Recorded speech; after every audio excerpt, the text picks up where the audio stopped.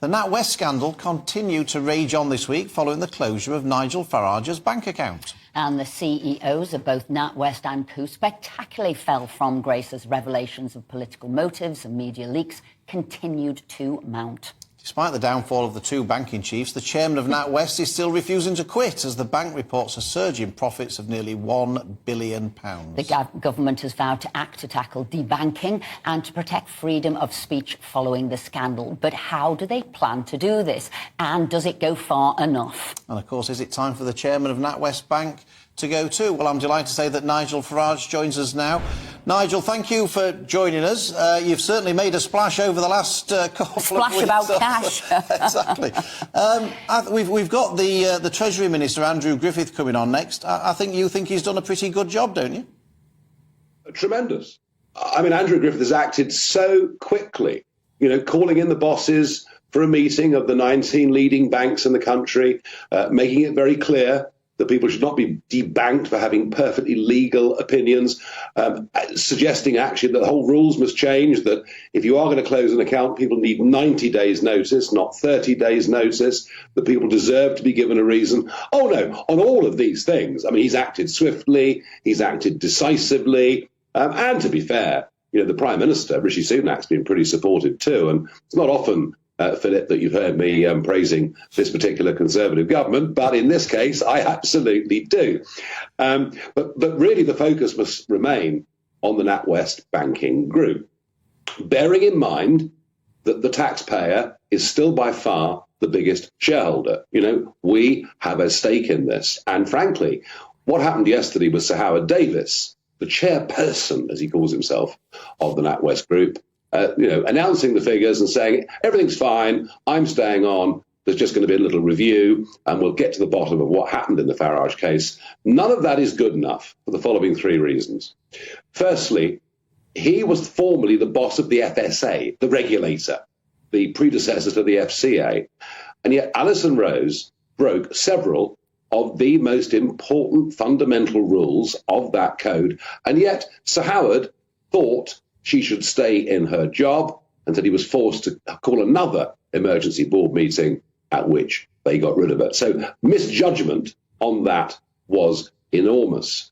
Secondly, he yesterday said she was a great leader, which means he's opened the door for her to be given £2.43 million to go away. And I do not think, as investors and taxpayers into this company, that the majority of people will find that acceptable.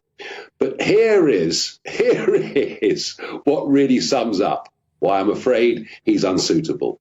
He announces there'll be a review into why the Farage accounts were closed, and he appoints Travers Smith, a city law firm. Well, hey, how about this? The chair emeritus and senior advisor of that company is a man called Chris Hale, who during the referendum campaign described Brexiteers as being xenophobic, racist and nostalgic.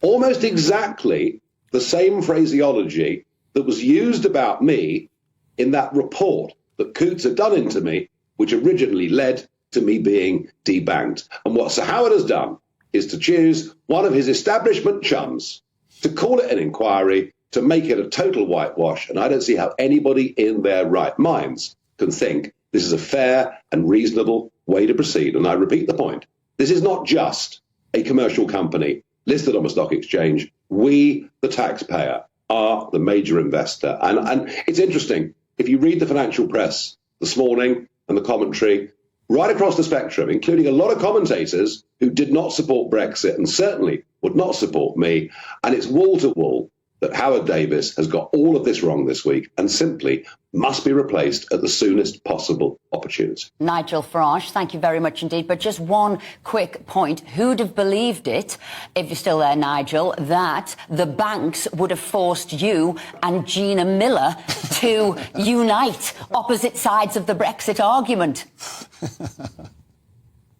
Oh, we must have gone. They've taken him off too quick. But who'd have believed it anyway? Nigel, you're there. Who'd have believed it? The banks would have forced you and Gina Miller together on this campaign. There are issues in life that are bigger, more fundamental, more vital and important than what we think about any particular political issue. Either we want to live in a free, democratic society, or we head towards a model of a Chinese communist social credit system. And I would absolutely support Gina Miller's right to have a bank account, as I would Jeremy Corbyn or anybody on the extreme left. And I hope both of you would as well. This is about the very country that we are supposed to be. And I'm afraid the politicization of both our public and corporate sectors is taking us to a place where we cannot speak or act freely. And I hope and pray. Nigel, we're going to have to... I know Andrew Griffith is hanging on, so I'm going to bring him in. Okay. But thank you for everything you've done. Thank you from us and the tens and tens of thousands of people who are signing up to your new campaign. Thank you, Nigel.